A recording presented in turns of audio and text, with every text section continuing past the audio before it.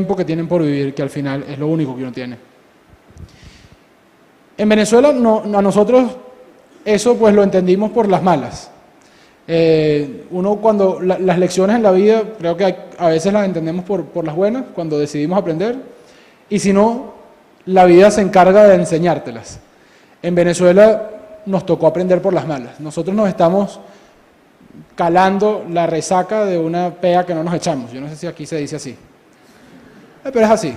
O sea, nuestros papás se echaron la pea, pero nosotros tenemos el ratón, como se dice en Venezuela.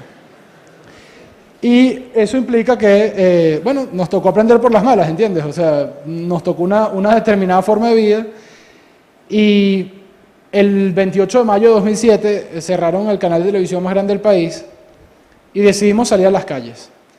Pero no decidimos salir a las calles por RCTV, decidimos salir a las calles porque fue una gota que derramó el vaso. Decidimos salir a las calles porque estamos hartos de los insultos del gobierno en la oposición, porque estamos hartos de ver las calles llenas de basura, porque estamos hartos de la inseguridad, porque estamos hartos de la negatividad, porque estamos hartos que nuestro país fuese más malas noticias que buenas noticias, porque estamos hartos de que no hubiese crédito, de pensar que nuestro futuro no se podía planificar a largo plazo, de que si tú querías comprarte un carro hoy, un año después tenías 30% de inflación y lo poco que hayas ahorrado ya no te sirve para nada. Hartos de vivir bajo un país en el cual todo se te hace difícil y sobre todo hartos de sentir que no vamos para mejor.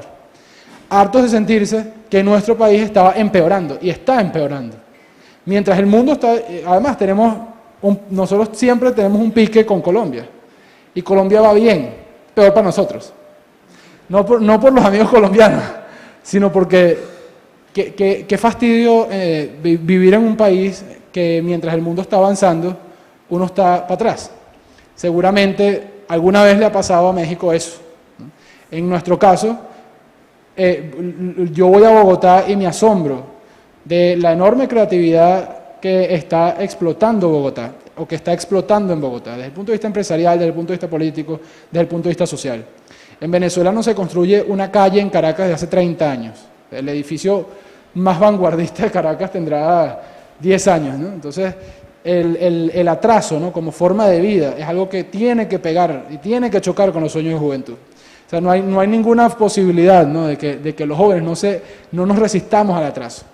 En el caso venezolano, bueno, nos tocó, un día cerraron el canal de televisión más grande del país, como decir que cierren Televisa, que era opositor al gobierno. Y bueno, decimos que no nos lo escalábamos más. Salimos a las calles y quienes dirigíamos las marchas nos sorprendimos de ver a la gente allí, porque teníamos años tratando de activar política universitaria, motivar a gente para que saliera en defensa de los derechos civiles.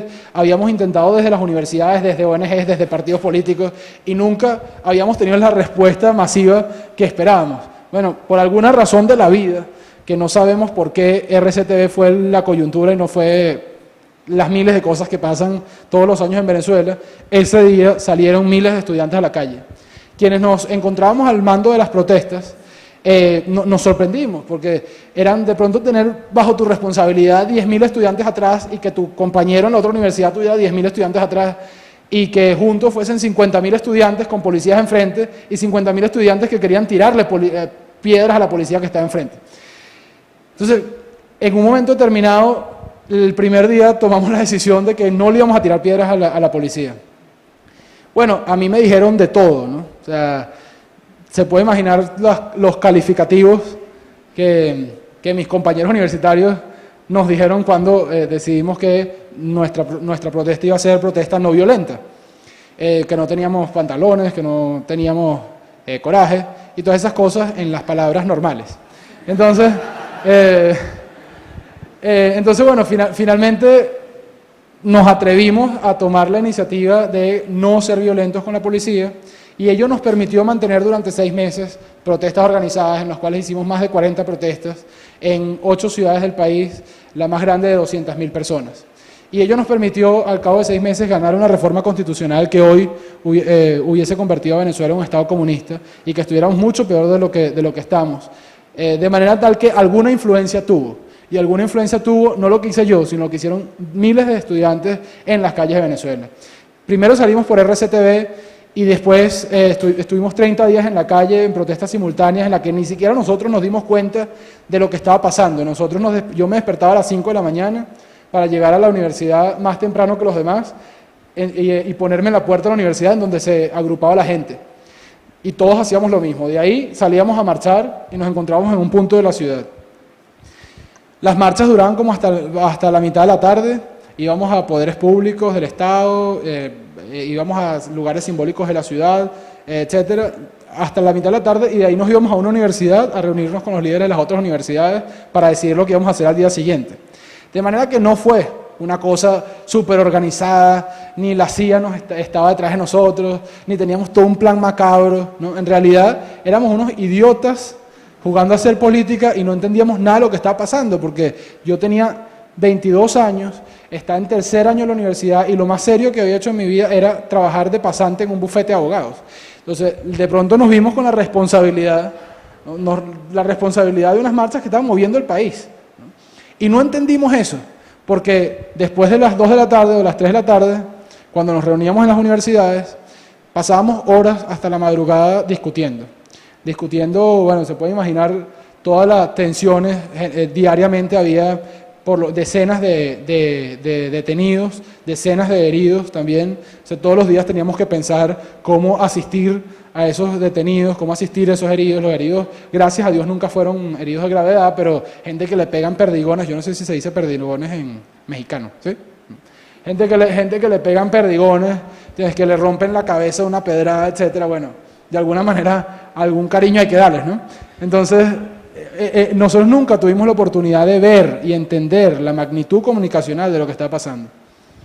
Semanas después, pudimos entender que habíamos movido la opinión pública nacional y que habíamos puesto al gobierno nacional a responder todos los días a nuestras acciones. Durante un mes el gobierno nacional no hizo nada sino respondernos. Y eso, como quiera que sea, significa algo, ¿no? Entonces, bueno, pudimos organizarnos después de un mes de protesta. Dijimos, bueno, hay que darnos un chance porque esta forma anárquica de funcionar no nos va a durar mucho, ¿no? Tenemos que darnos una organización. Así que constituimos un Parlamento Nacional de Estudiantes en donde incluimos el 100% de las universidades autónomas nacionales, las públicas, y aproximadamente el 80% de las privadas. Tomamos como representantes los líderes electos de esas universidades. Y fue bien complicado, porque vuelvo al tema de la ideología. El movimiento no fue ideológico. Mi compañero, que era el coordinador nacional del Parlamento, yo era el secretario general del Parlamento, se llama Stalin González. Y yo soy ganador del premio Milton Friedman Prize. Entonces, la diferencia ideológica es considerable, ¿no? En eso. Dentro de nuestras filas había gente de bandera roja, movimientos comunistas tradicionales de la Universidad Central de Venezuela, había movimientos del Opus Dei, había movimientos de los Legionarios de Cristo. O sea, era una mezcla bien explosiva, ¿no? Y la verdad no era fácil mantener, ¿no? Mantener la cohesión del grupo. Lo que demuestra eso es que sí hay unos valores superiores al tema ideológico que nos agrupan como ciudadanos. Y que en esos valores está la clave de los éxitos de los estados. Nosotros nos reunimos allí para defender la libertad de expresión, para defender la no discriminación política, el derecho de todo el mundo de pensar diferente, la posibilidad de vivir un Estado con transparencia, la posibilidad y la necesidad de vivir un Estado con seguridad. Y eso es algo que el más comunista de los comunistas quiere y el más liberal de los liberales quiere. De manera que si nosotros fuésemos en América Latina capaces de respetarnos los puntos mínimos, de ser leales a nuestros puntos mínimos, a nuestras constituciones, de ser leales a nosotros mismos con respecto a los sueños que tenemos para nuestros estados, nuestros países vivieran una dinámica política muy diferente. Si queremos privatizar o no Pemex, es otra cosa. Y eso está sujeto a discusión. Pero la libertad de expresión no está sujeta a discusión. La democracia, las elecciones, el respeto a la institución, la división de poderes en el Estado, el respeto a los derechos humanos, eso no está en discusión, no puede estar en discusión. Por eso es que Chávez nos logró unir al Opus Dei con los liberales, con los comunistas. Porque lo que está pasando en Venezuela, y siento que lo que está pasando en muchísimas partes del mundo, es que estamos perdiendo la esencia y la noción básica de la razón por la cual existe la política y por la cual existe el Estado. El Estado no existe para pensar si se privatizan o no cosas. El Estado existe para pensar en cómo ayudar a que nuestra convivencia en sociedad sea digna y humanamente sana.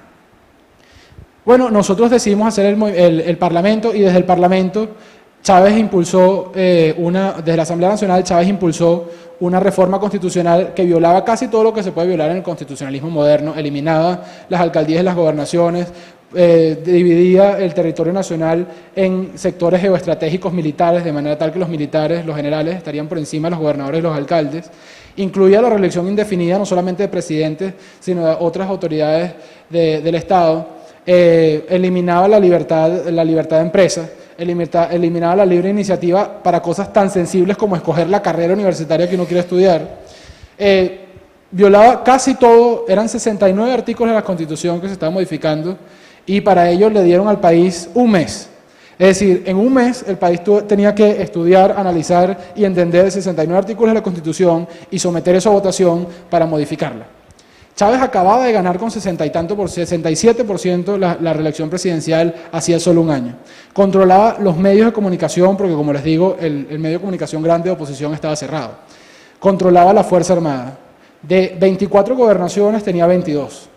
El Tribunal Supremo de Justicia, de 32 miembros, tenía 29.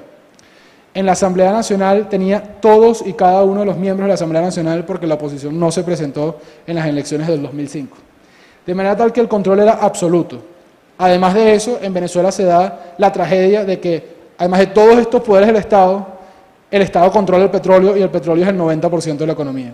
Entonces podemos hablar con mucha certidumbre de un Estado muy poderoso. Así todo, Chávez no pudo con la gente. Logramos ganar el 2 de diciembre la reforma constitucional, y para ello invertimos no habremos invertido más de 2.500 millones de bolívares, que son hoy en día $300.000, en una campaña nacional. Estoy seguro que Chávez invirtió 100 millones. Y ello indica y eso lo hicieron jóvenes universitarios de todas partes del país. Obviamente los partidos políticos también participaron, pero los partidos políticos, como puede deducirse de la situación general del país, estaban bastante debilitados. No había ningún cargo de representación popular importante, no tenían un electorado importante, eran una franca minoría desde el punto de vista de opinión pública. Participaron con sus estructuras en el cuidado del voto, etcétera, lo que fue muy importante, pero logramos derrotar la reforma constitucional. ¿Cuánto tiempo llevo? Ok. Me faltan 20 más. Bueno, esa fue la historia de Venezuela. Luego, en Colombia ha habido historias similares, no con relación al gobierno, sino con relación a la guerrilla. Ahí está la gente de No Más FARC, que hizo la marcha más grande de la historia de la humanidad por Facebook. Es ridículo, ¿no? Los tipos son geniales y son unos chamos como ustedes y como yo, ¿no? Y por Facebook movilizaron millones de personas en los 5 continentes del mundo diciendo no más FARC. Está la experiencia de Ecuador, en donde los jóvenes universitarios han sido consistentemente participativos en la defensa de la institucionalidad de Ecuador, ¿no? En Bolivia también ha habido una participación importante. De manera que en muchas partes de América Latina, no solamente el caso venezolano, y en otras partes del mundo han sido incluso mejores, ¿no? Los jóvenes de Serbia en el año 2002 lograron derrotar al carnicero de los Balcanes, ¿no? a Milosevic, que posteriormente fue juzgado por crímenes de lesa humanidad, y lo lograron derrocar sin un solo muerto, como nosotros logramos derrotar la reforma constitucional sin un solo muerto en Venezuela. Todo ello gracias a la utilización de la no violencia y de la creatividad. Y ello demuestra cómo la política, si uno lo hace con corazón, si lo haces con optimismo, si lo haces desde el amor y no desde el odio, desde el amor y no desde el resentimiento, desde el orgullo y no desde el resentimiento, se pueden alcanzar cosas sin daños mayores que lamentar, ¿no? Ustedes en México, por supuesto, tienen otra realidad. Probablemente México no esté en una situación límite de dictadura, ni esté en una situación límite de autoritarismo. Sin embargo, México comparte con Venezuela muchísimos elementos que también comparte con otros países de América Latina y que hace que constantemente estén en riesgo. El primero de ellos es una desigualdad tremenda. Y lo peor de la desigualdad